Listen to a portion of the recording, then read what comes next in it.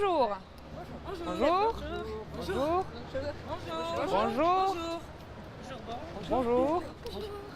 Bonjour. Bonjour.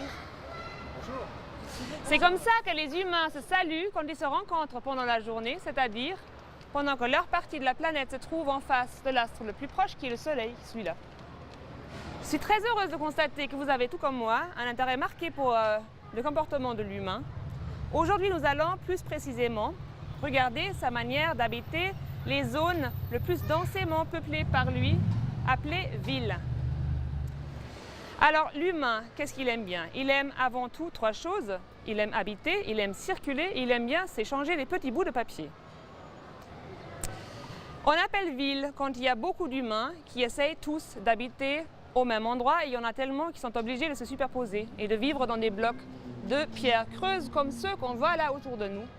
On appelle ça des immeubles et c'est organisé en strates. Les plus perspicaces d'entre vous auront peut-être remarqué que ces strates ne sont pas tous pareils. Il y a un strate qui diffère des autres.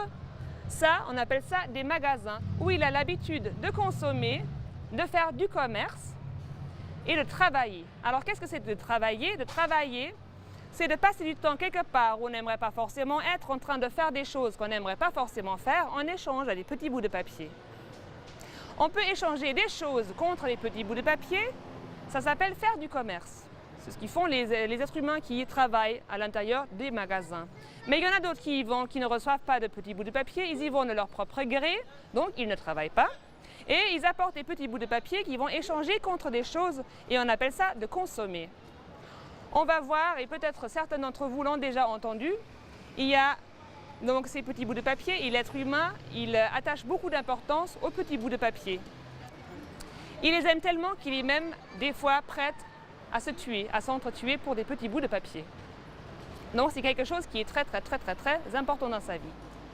Dans l'habitat aussi, il a besoin des petits bouts de papier qu'il va donner pour avoir le droit d'habiter à l'intérieur des habitations. Il ne va pas en donner une bonne fois pour toutes, il va en donner périodiquement. Et les différences d'habitation, c'est surtout en fait attaché à la manière comment il va donner ces petits bouts de papier. Ou à qui. Les immeubles qu'on voit là, derrière vous, en face de moi, ce sont des immeubles qui appartiennent à certains humains ou à un groupe d'humains.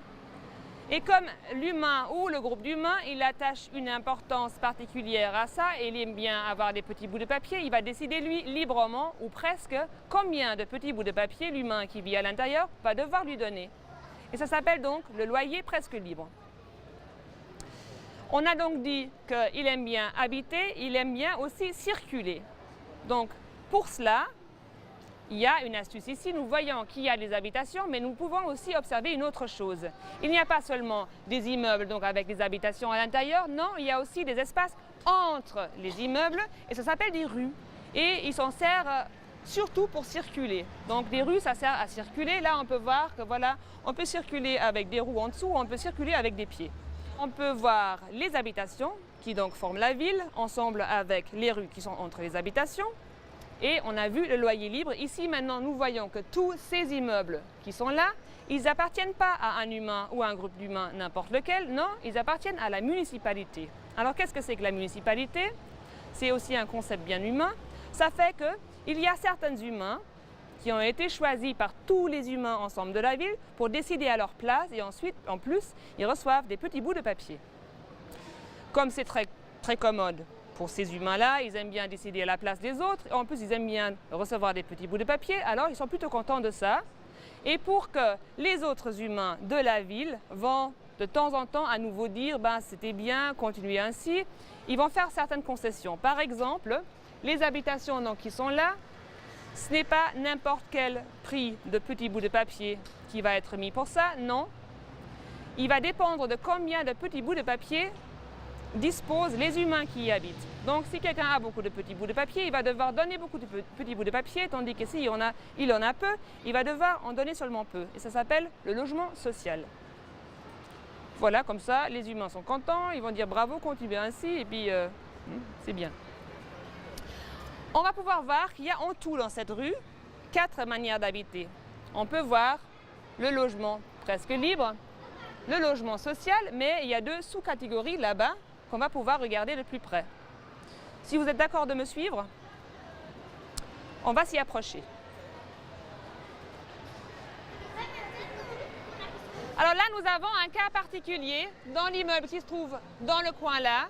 Pourquoi? Parce que les humains qui sont là à l'intérieur, ils aiment beaucoup décider. Ils aiment décider pour eux-mêmes. Ils ont décidé ainsi qu'ils aimeraient bien donner des petits bouts de papier tous ensemble, conjointement, pour non seulement leurs habitations, mais en plus pour tout l'immeuble, c'est-à-dire aussi pour les parties tout en bas, qui ressemblent beaucoup au magasin, seulement qu'à là, à l'intérieur, on n'échange pas des choses contre des bouts de papier, on n'échange pas des petits bouts de papier tout court. Il y a une partie qui est réservée à s'agiter et une autre partie qui est réservée à fabriquer de la nourriture et surtout pour les petits humains à midi et de les remettre à travers du trou central de leur visage. Ils aiment bien ça, ça les fortifie.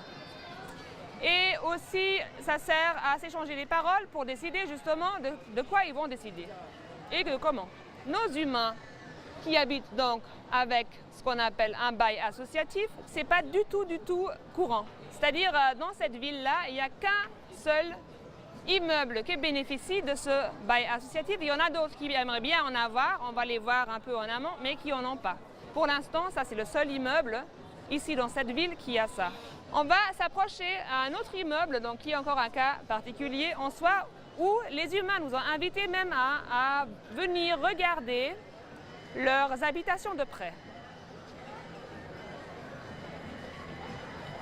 On a observé les humains pendant très longtemps et on a pu découvrir chez eux, avec une certaine certitude, la faculté d'observer les couleurs. Presque tous, ils peuvent faire ça.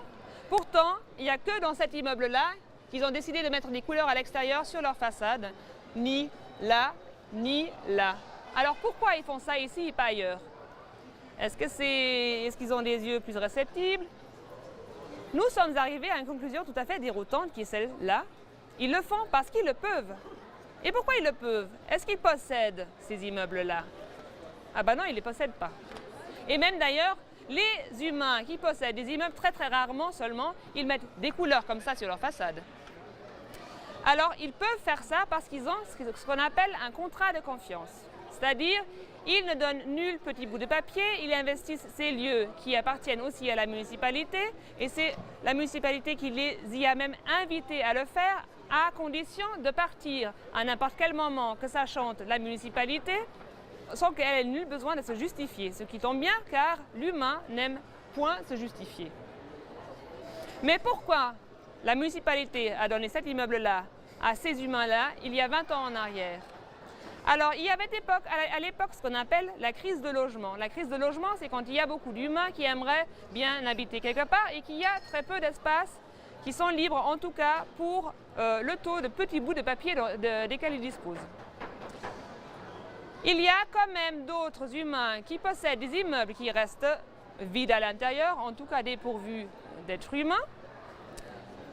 Et il y avait à l'époque, en tout cas il y a 20 ans en arrière, il y avait beaucoup de jeunes êtres humains qui avaient bien envie de vivre ensemble avec d'autres êtres humains et pas chacun pour soi dans une habitation, mais tous ensemble qui à investir des grandes habitations.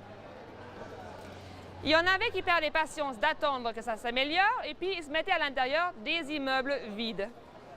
On appelle ça un squat. Et ici, dans la ville de Genève, il y avait ça à un endroit très précis qui s'appelait le fameux pachyderme à cornes rouges. Alors, dans le fameux pachyderme à cornes rouges, se sont mis ce qu'on appelle des squatteurs, donc des jeunes humains qui aiment bien vivre tous ensemble et qui, un peu comme ceux qu'on a vus là à côté, aiment bien décider des choses pour eux-mêmes.